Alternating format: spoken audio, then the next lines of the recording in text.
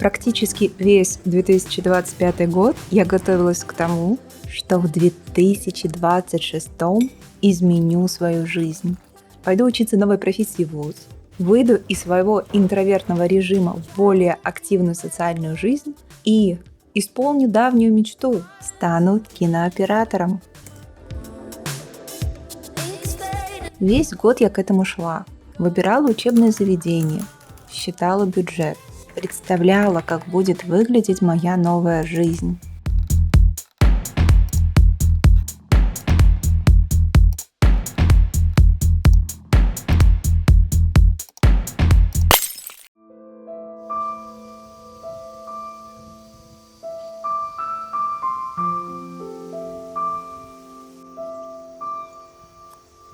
В самом начале 2026 года все изменилось. Муж остался без работы. Наша семья без стабильного источника дохода. А ВУЗ поднял стоимость обучения практически в 2 раза. И в этот момент я поняла, что все мои планы пошли по одному месту.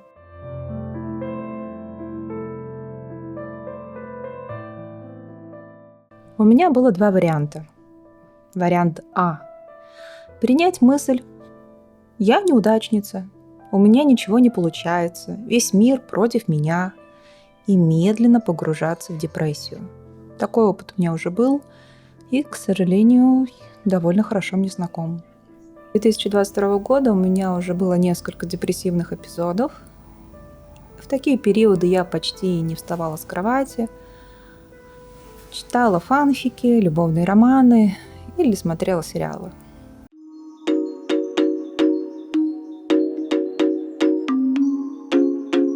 Но был вариант Б. Попробовать самостоятельно выстроить домашнее обучение. Начать двигаться шаг за шагом к своей мечте. Да ну, ерунда какая-то, подумала я в первый раз. А потом и во второй раз, и в третий раз. Затем я вспомнил своих любимых режиссеров. Квентина Тарантино, Стэнли Кубрика, Уэса Андерсона, Спайка Джонса, Кристофера Нолана, Стивена Спилберга, Итана Коэна, Джеймса Кэмерона. И все они любили кино и занимались тем, что им было интересно, и у них не было профессионального образования. И тогда я подумала, возможно, моя мечта осуществима. Кинооператором я не стану, но я могу стать видеографом.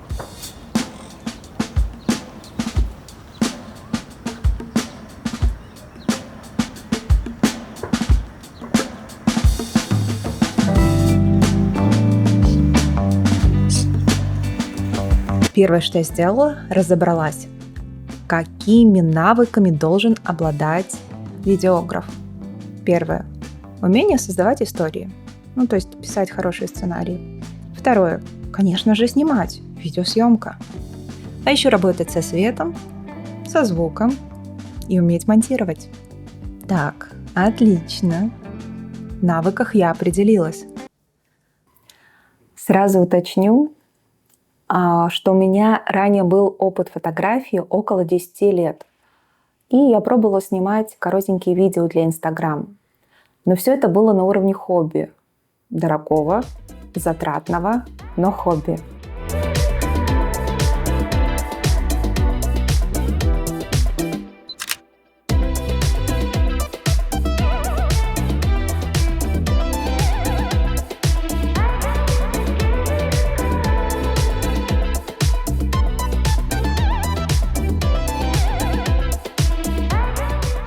Затем я поняла, что для того, чтобы составить хорошую, качественную образовательную программу, мне нужна информация. Главное условие – информация должна быть полноценная и с минимальными затратами.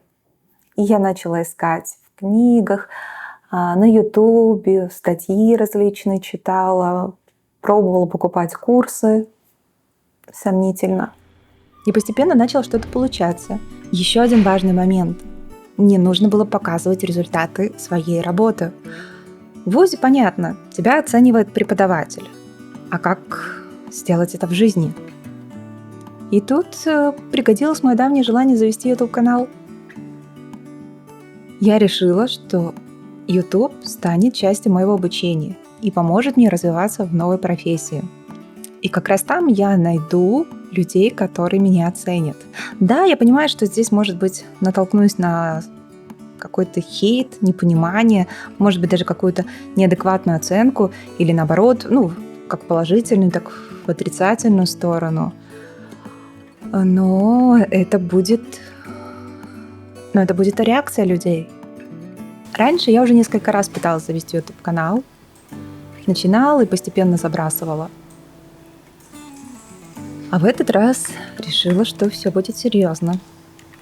И начала снимать первое видео. И оно уже выложено на канале. Честно говоря, первое видео вышло буквально на морально-волевых. Мне очень не хотелось его публиковать. Сценарий я начала писать еще в январе. Несколько раз меняла идею. Даже сняла ролик на другую тему, не на ту, которая сейчас есть. И в итоге его просто не выпустила. Он у меня так и болтается где-то в папках. Затем я написала новый сценарий и переснимала видео примерно 7 раз.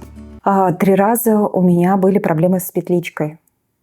То есть, так как у меня мало опыта, я записываю видео, проверяю, а у меня некачественный звук. И это было 3 раза. И только потом я научилась справляться с этой проблемой. 1 раз я запорола видео, потому что понадеялась на дневной свет, а он в тот день очень сильно, знаете, как облачность была, и солнце то скрывалось, то закрывалось, и вот эти вот перепады по свету, они просто портили всю магию. То есть это было ужасно.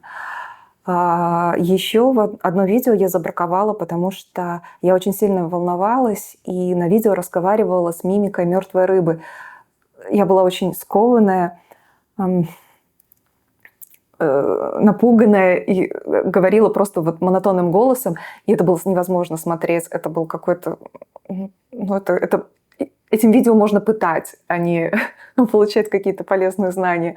Только к 7-му разу у меня получилось. Я смогла его смонтировать и наконец-то выложила. Мне было дико страшно. Я очень боялась обратной реакции.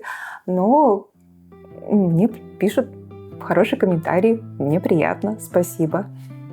Теперь вы знаете немного больше о моей истории, обо мне. И понимаете, что я здесь делаю, для чего. Я не знаю, насколько мне хватит, потому что снимать видео для меня очень тяжело, монтировать для меня очень тяжело. С какой регулярностью я буду постить эти видео, потому что я человек-перфекционист. Мне очень важно сделать с самого начала все хорошо. Я предъявляю к себе очень завышенные требования. Но я надеюсь, что вам эти видео будут нравиться, и вы что-то получите для себя полезного. Пока. До скорых встреч.